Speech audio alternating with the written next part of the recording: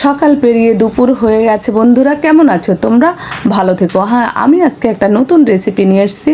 লোটে মাছ নয়, সেটা হচ্ছে পুঁটি মাছের ঝাল। একদম বটি পুঁটি দুটোই রেডি। আর লোটে মাছটা ধুয়ে রান্না করতে দিয়ে দিই।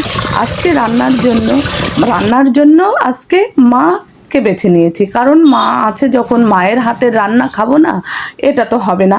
তার জন্য আমি সব কেটে ধুয়ে রেডি করে একদম মাকে দেবো গুছিয়ে।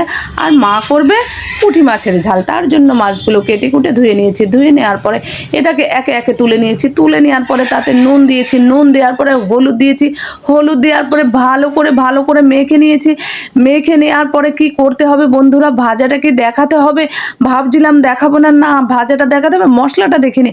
মশলাটা রসুন, পেঁয়াজ, আদা, লঙ্কা দিয়ে, আর মাছটা তো নুন হলুদ মাখানোই হয়ে গেছে, তোমরা দেখে নিয়েছো। একে একে সব দেখাবো, কারণ মা রান্না করছে, আমি ভিডিও করছি। আর তার জন্য মশলাও রেডি করে নিয়েছি। একটু ধনিয়া জিরা পাউডার দিয়ে দেবো এতে। দেওয়ার পরে এটাকে মুখ আটকে মশলা করতে নিয়ে যাবে আমার মেয়ে, না আমিই নিয়ে যাব। ও পড়তে বসছে।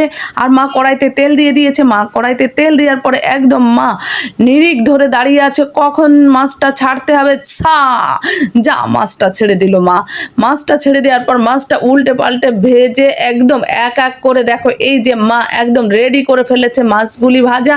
আর সঙ্গে আছে টমেটোগুলি আমি বেশিরভাগ ব্যবহার করি না, তবু আজকে টমেটোটা দেবো, যেহেতু পুঁটি মাছের ঝালে একটু পুঁটি মাছে একটু টমেটো দিলে ভালো লাগে, দেখতে ভালো লাগে। জামাইয়ের জন্য রান্না করছে। জিরে ফোড়নগুলো একদম সরাসরি ফেলে দিয়েছে। তেলের মধ্যে একটু এপাশ ওপাশ করে মশলাটা দিল ঢেলে। আর দেখো বাইরের দুপুরের রোদটা কেমন লাগছে। এদিকে মশলাগুলো সব কেখে কুখে দেওয়ার পরে মা করছে একটু হালকা পাতলা নেড়ে চেড়ে, তারপরে দিয়ে দিল টমেটোগুলো দেওয়ার পরেই একদম এদিক ওদিক করে মা একদম কিন্তু করছে জামাইয়ের জন্য রান্না। জামাই খেয়ে বলবে, ও কি রান্না, আপনার মেয়েকে কেন শেখান না? না, মা বলছে হ্যাঁ মেয়েকে শিখিয়েছি, তুমি হয়তো খেতে বোঝো না। সর্ষের তেল দিয়ে দিলেও ভুলে গেলে চলবে না। এর মধ্যে একটু নেড়ে চেড়ে নুন হলুদ দিয়ে টমেটোগুলো দিয়ে সর্ষের তেলটা দিয়ে আর একটু নেড়ে চেড়ে উকিঝুঁকি মারছে কিন্তু মেয়ের মা।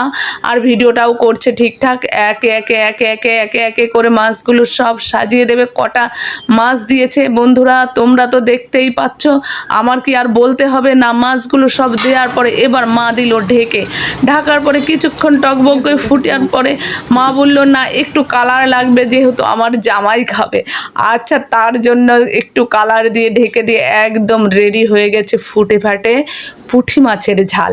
হ্যাঁ, পুঁটি মাছের ঝালটা একদম সরাসরি রেডি হয়ে গেছে। এবার মা নিয়ে চলে এসছে, থালাতে ঢেলে দিয়েছে। ঢেলে দেওয়ার পরে কি সুন্দর গন্ধ।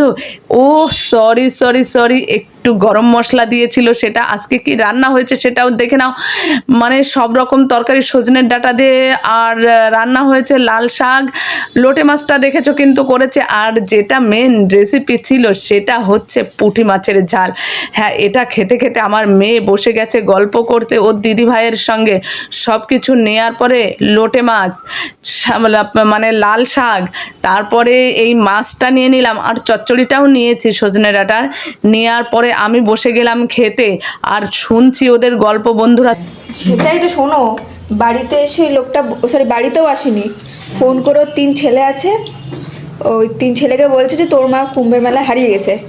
তা ছেলেগুলো শান্তি কোথায়?